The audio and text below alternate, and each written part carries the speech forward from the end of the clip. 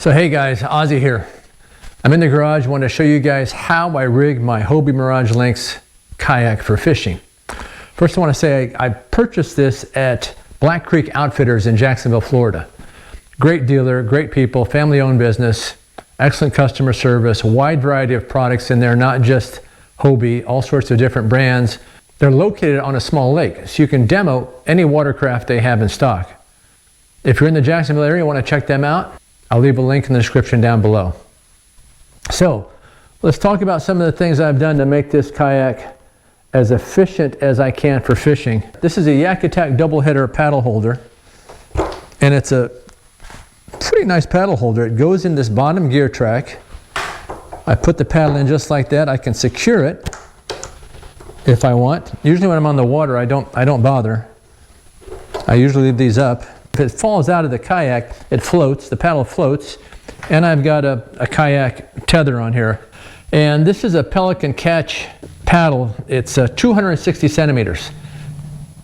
This kayak does come with a Hobie paddle, but the paddle's too short. I mean, it's good enough if you're just launching and landing and just trying to get out in the water and get back in. But sometimes I have to plow through grass in some areas where I need a long paddle.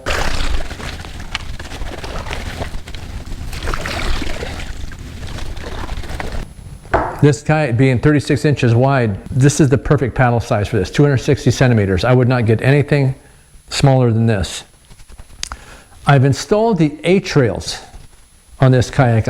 I know they're backordered right now. Nobody seems to be able to find them, but these are great accessories for this kayak. If you're a fisherman and you have a Hobie or you're going to get a Hobie Lynx, make sure to order these A-trails as soon as they're available.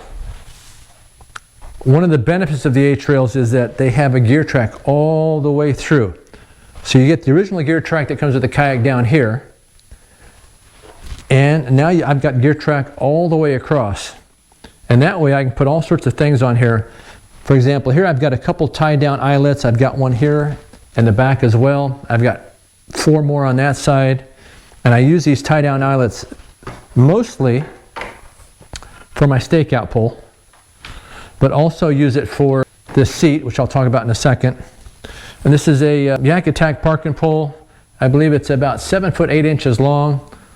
What I do with my stakeout poles, I measure about 3 feet and just wrap some duct tape there. And with this ring, this metal ring that I picked up at Home Depot, this ring won't pass through here, and it certainly won't pass through there. So it's going to slide up and down in this area. Got some paracord tied here, and I will just grab this stakeout pole. I'll shove it in the water, down in the mud next to me. If the kayak is drifting in one direction or the other, I want to adjust the angle of which way I'm pointing. I'll just pull a clip out. I can put this back, and now the kayak is going to move a little bit more this way. If I put it up here in front, on one of these 2 clips, the kayak's going to angle a bit more that way. And if I need to, I can flip it over to that side and do the same thing.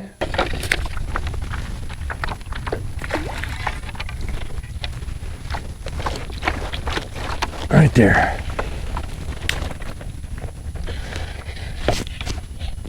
All right. Now let's see if we can get this little flatty unhooked. Pretty little fish. Haven't caught one in a while. They're actually back in season. This one might not even be legal, but we're gonna put him back. I'm not keeping fish today. I'm staked out, and I can see there's oyster beds right in here. So I need to be careful about that.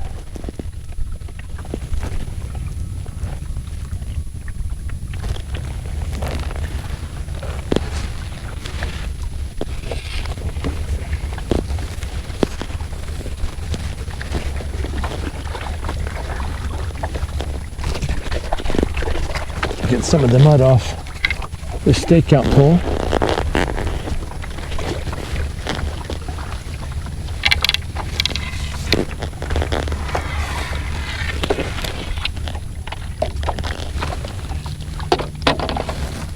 So here I have a rod holder for trolling.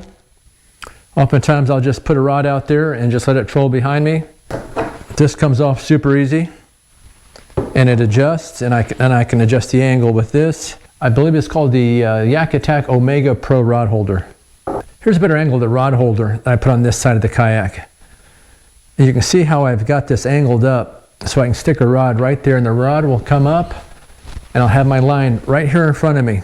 If I'm bringing a fish into the boat, I'll put the rod there, the fish and the line will be right in front of me so I can manage the fish and take the hook out. Oh yeah, I got you now. Nice little red in the grass. On a DOA Cal Figgy Chicks paddle tail. There we go. Let's drop that there for a second. Oh. Look at that pretty fish. This is a perfect spot for rod holder on this kayak. But you have to have the A-trail to get one in here.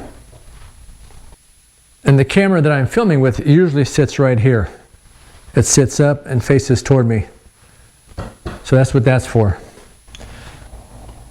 So I will leave this seat on the kayak when I'm traveling, and it's pretty secure.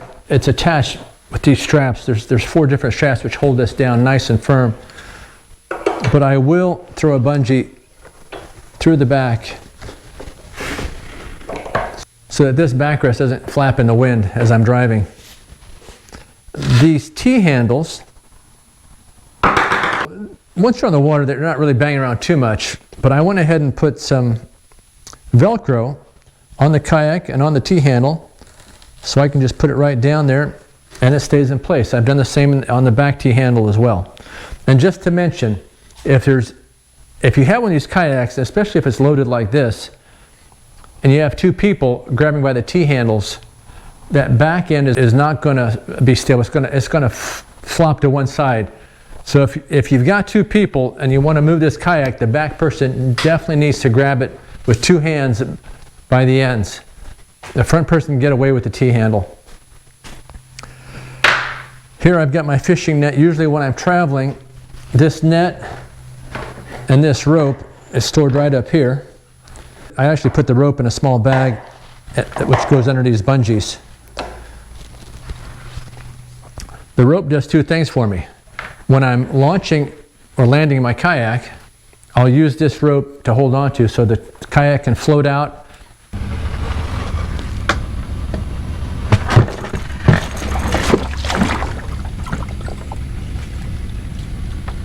And this second handle is my stand-up assist handle. So once I'm on the water, usually this rope is going to sit something like that. So to show you how easy this kayak is to stand in, I do use the stand-up assist rope right here, but I'm just going to pull myself right up. I mount my fish finder here on the A-trail as well. This is a Hook Reveal 5 from Lowrance.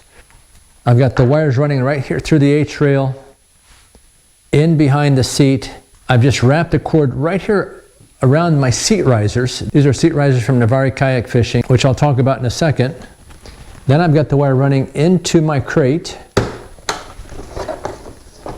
and I store the battery right inside the Krate. I've got a plastic container where that battery is stored. And this is a Nocqua lithium battery.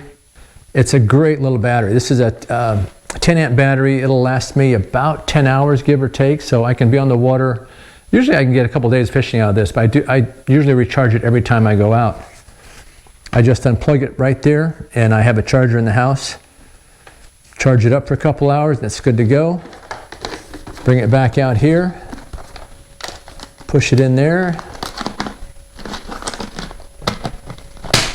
Give it a couple twists.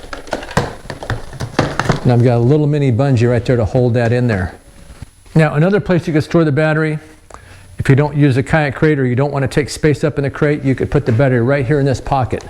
It would just fit right in there, no problem. And this is a Flambeau Tuff crate.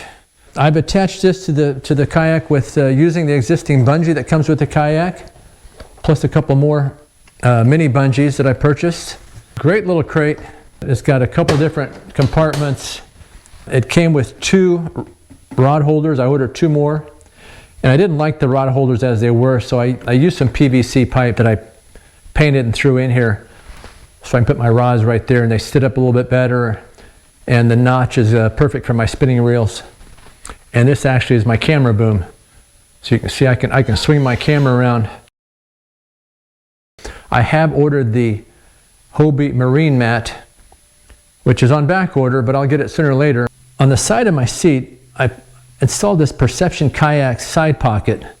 I saw it on Amazon, thought I'd give it a try, and I tied it down with some zip ties. Usually what I'll throw in here is my scents, my Procure or Dr. Juice scents when I'm on the water. Also I might throw in, if I've just tied on a new jig or a new lure, I might throw the old jig head in there. Here in the middle I've got a pair of scissors, and I've got it tethered on here so it's not going to go anywhere in case I drop it. You could put a pliers there instead. I usually keep my pliers on my PFD, and in the summertime actually I wear a different PFD where I won't have the pliers on my PFD, and I'll probably end up putting the pliers in one of these pockets. Over here is a little air horn, a super loud air horn. I haven't had to use this yet, but if I'm ever on the water and I see a boat coming at me and I don't think it sees me, I pull this out, give a blast or two, and they're definitely going to hear that. Also on a tether, and that sits right there. I have a kayak cushion that I put here on the seat. It gives me a little comfort and it raises the seat just a little bit. And also I have the Navarre seat risers in the front and in the back. When I first put these seat risers in here, I noticed that they were cutting into the mat a little bit. So I picked up some cheap furniture casters from Amazon. I think they were $4 for 4 of these. And they came in this ivory color, which I spray painted gray, but the paint is chipping off. This is a 2-inch plastic furniture caster. They sell a clear one. I think it's 1.5 inches. I'm sure it would work. And because it's clear, you wouldn't have to paint it. I love the seat risers. I love the higher position. I'm tall with long legs, so this definitely helps me to be more comfortable. This is my tackle tray. This is a $7 box from Walmart where I keep some scents, some plastics, some leader line. Here I've got some jig heads and some hooks and weights. And usually when I'm traveling, this is in my car. And when I get to my site, I'll just put it right under there so it's nice and handy. In the back of the Yak, I put a little felt pad up here. This is actually one of those furniture pads that you would use on the bottom of a chair or something. And I actually spray painted it gray, and it just stuck it on there. When you pull this rudder up, it can really bang here, and if you're on the water, you don't want to spook fish. This reduces the noise level a little bit. There's still going to be a sound, but it's a lot less than what it was without that. Well guys, that's how I rig my kayak for fishing. If you like this content, give me a thumbs up. Always welcome to subscribe. It doesn't cost anything to subscribe to a YouTube channel. Someone asked me that the other day. That's free, always free. Underneath the kayak, I have a Keel Guard up front, and I've got 2 long strips of rubber trim molding on each side of the kayak to help protect the kayak when it's on a boat ramp, so it doesn't scratch against the concrete. If you haven't seen how I've done that, I'll leave a link right here, and I'll see you again real soon. Thanks for watching.